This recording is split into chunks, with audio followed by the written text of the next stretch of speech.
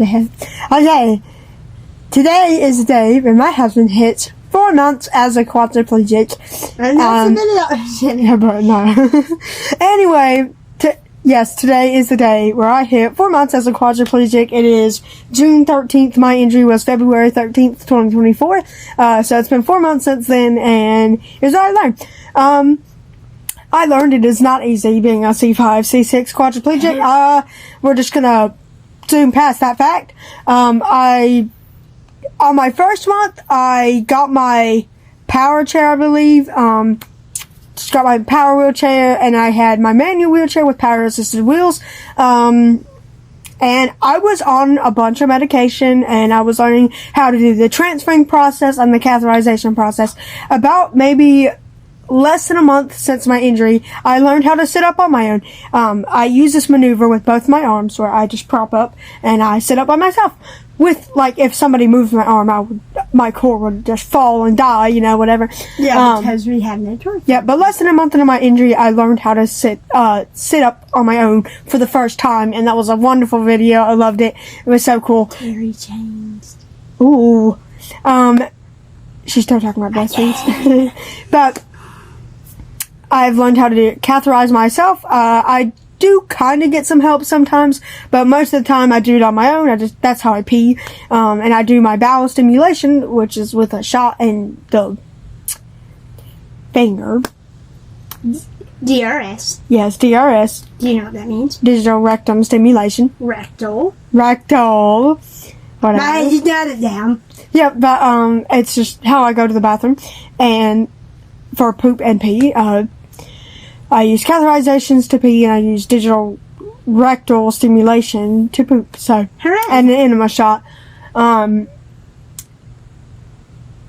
the course of... I'm sorry, Mom said this. Yeah, look, I'm sorry, that just fucking zipped through my mind. What? Anyway, sorry, I'm gonna have to... I'm having a stroke and I need some help. You have a stroke every video. Yeah. Right. Okay. Sorry.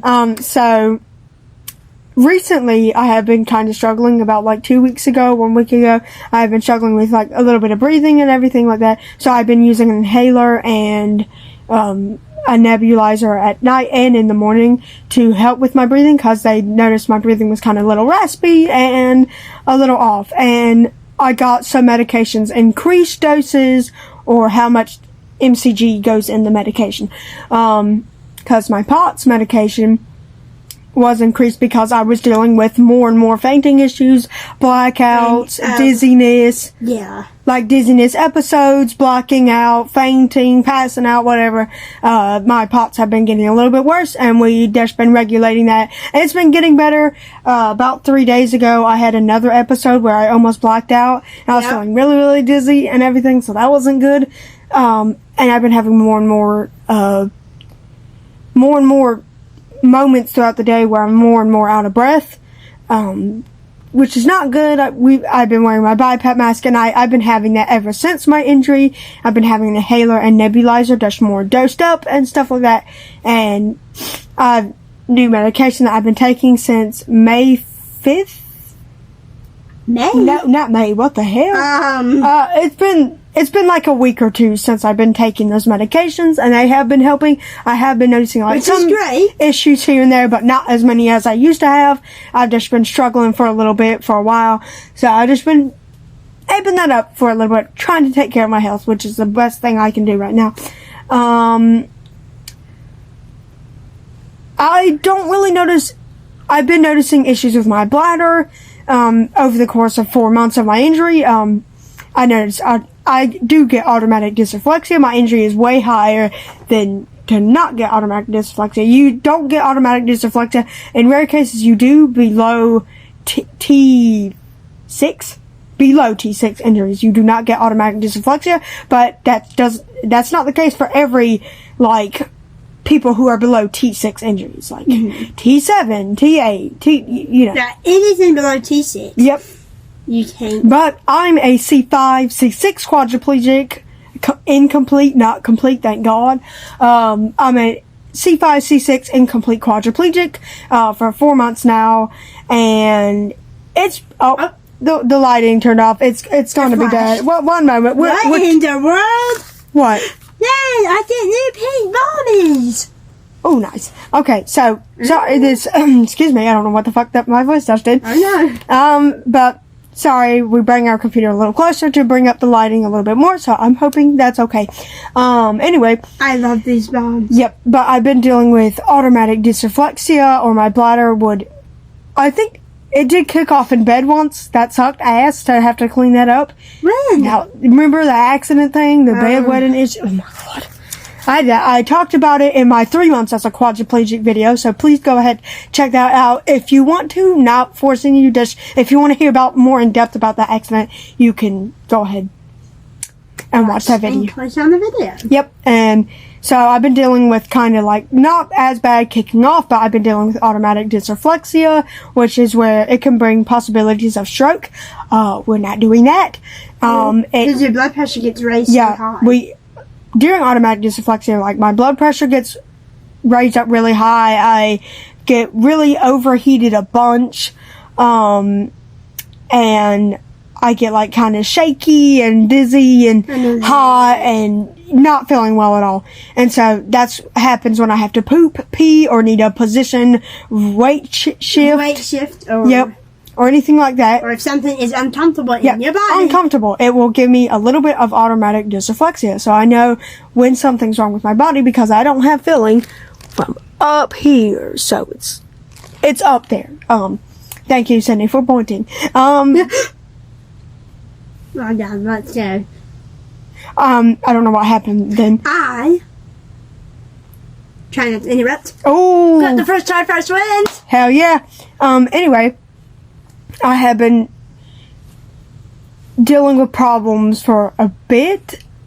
4 months into my quadriplegic journey, I have dealt with like fainting, dizziness, automatic dysreflexia, blackouts, low blood sugar, high blood pressure. I've been dealing with breathing issues, raspy breathing, shortness of breath, not taking deep breaths correctly.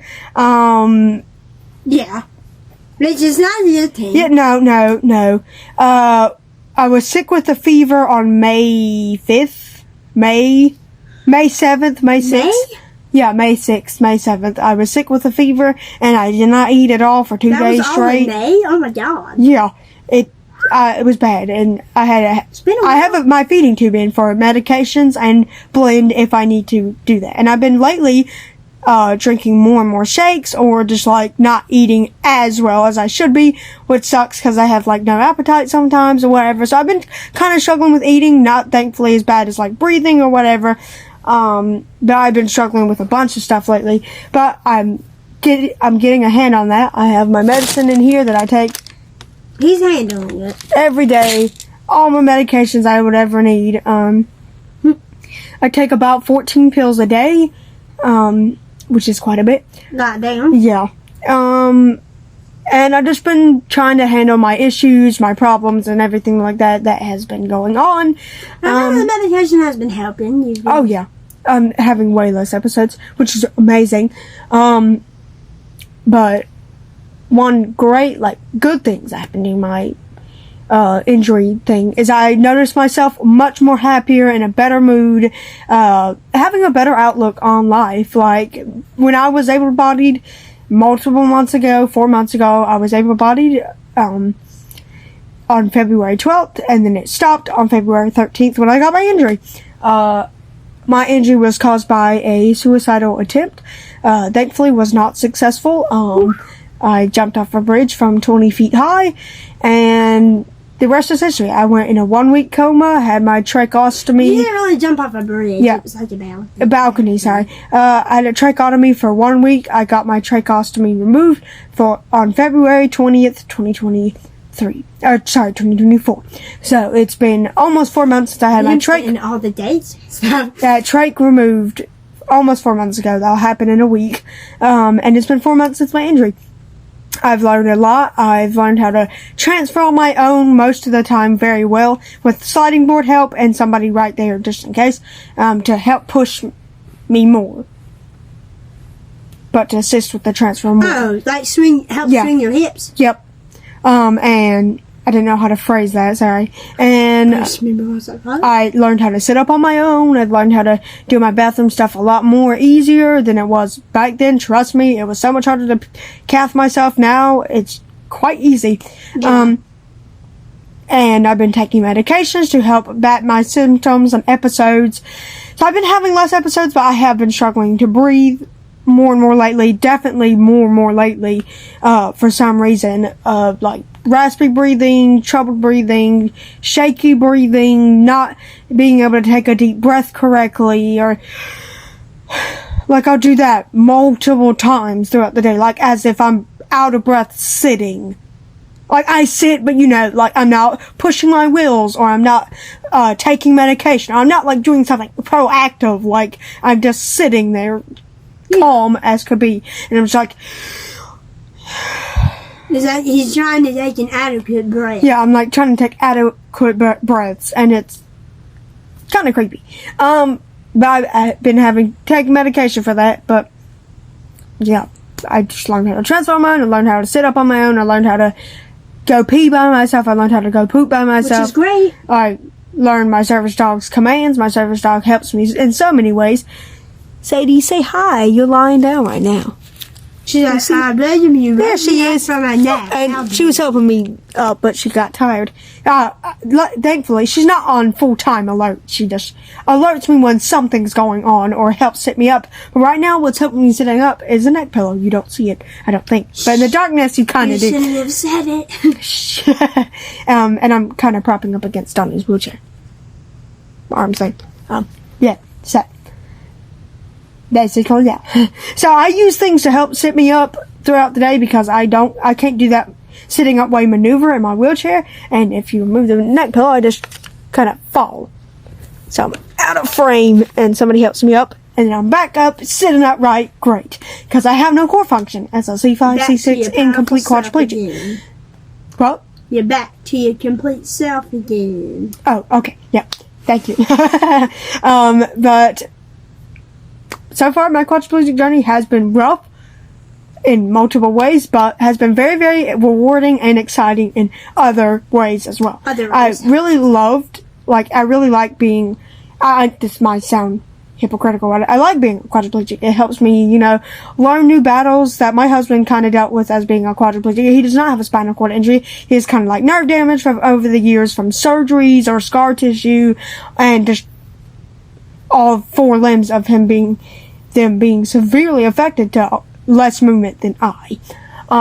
He does not have a spinal cord injury. He's never had one come up, so that's good. Because you can become a quadriplegic even without from a disability or an SCI, and SCI is a disability, but an SCI makes you a quadriplegic because those nerves or those muscles corresponding within the vertebrae that control those muscles are damaged or cut off.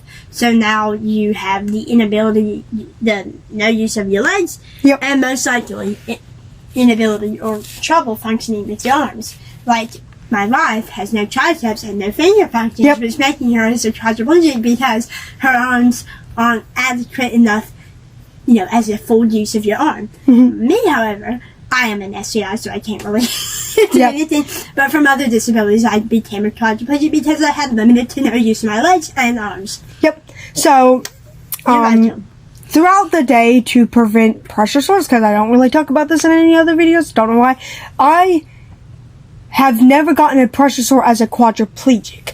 I've gotten a pressure sore when I was able-bodied because I was skinny, and I'm skinny now. Like, look at me. I'm not big. It was probably just red skin, but it was affecting it. It was pressure on my hip. I laid on my hip. That's what happens to my ankle bones a lot. Oh, yeah. I've been noticing, like, pressure, like, redness and... red. Yeah, near my ankles when I'm on the floor. I just noticed, like, pressure and redness so much, and it's been kind of hurting lately. Not hurting, I hate but... that when it hurts. Not hurting. I can't feel there. But I get, like, automatic dysreflexia, so... I love when I just put my foot on here, and it's so comfy. Yeah, go ahead. people who can feel their ankles, it hurts. I can't feel them, but I know when they're getting all that weird. Yeah. My muscles start. Yeah, we're bony, so it hurts. But we just been noticing that. But we fix it, and it's never caused a problem. It's always this ankle. It's never that. Yeah. Ankle. Yep. This ankle. Yep. So it's just a problem, and we've been dealing with it even when we were able-bodied. But I did have a pressure sore on my hip, and it was from 8 hours of prolonged lying down. I didn't pressure change, like turn to the side. Weight shift. Yeah, weight shift when I was able-bodied. I don't know why, but the next morning I woke up in pain in my hip, like my lower hip bone, and it was like red, and luckily I didn't keep pressure on it. I put something very, very, very soft and light for my hip for like 20 hours. And I did not do much pressure on that hip at all. And thankfully, it went away on its own. I didn't ignore it till it got to a bad pressure sore. But I did have like a little pressure sore thingy. So yes, like he's 5 months ago. A pressure sore in short, but never since his injury. Never since my injury have I ever got a pressure Is that sore. weird? Like what? That's so fucking weird. Oh, what the hell? Anyway, basically, I've been dealing with problems. I've been dealing with fun thingies along the way. Shit. But that's basically all you need to know about my 4 months as quadriplegic. It went well. Lately it's been kind of but it's just another roadblock we got to push through, and I'm fine. Shifting our perspective a little bit. But I'm fine. I'm doing well. I'm getting my problems and issues fixed out, so don't worry about me. And yeah. And if you do want to send your condolences, please do. Please do. Greatly appreciate it. I don't mind if you don't. It's okay. I'm fine. He doesn't mind, guys. It's okay. He doesn't appreciate it. Oh my god. Girl, don't say that. I'm just kidding. Anyway, yeah, that's basically all you need to know about my 4 months as a quadriplegic. I hope you enjoyed this low lighting, oh my god, crappy video. Oh my fucking. Sorry. I did it on the last move. Okay, so thank you guys so much for watching my 4 months as a quadriplegic. I can't wait for the 5th month, and I can't wait for many more months. So, thank you guys so much. My month is coming in. Thank you guys so much. Thank you guys so much for watching this video, and I hope Amy's still on chorus. I hope you guys have a wonderful day. And see you in the next video. Bye. Bye. Bye.